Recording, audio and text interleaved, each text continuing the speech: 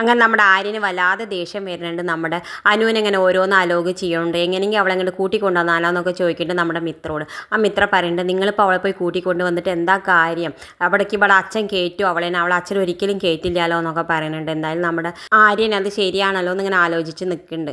എന്തായാലും അപ്പോൾ നമ്മുടെ കൃഷ്ണമംഗലത്താണെങ്കിൽ നമ്മുടെ അനുവിനെ ഇട്ടിട്ട് വല്ലാതെ ദ്രോഹിക്കുന്നുണ്ട് നമ്മുടെ അലോക്.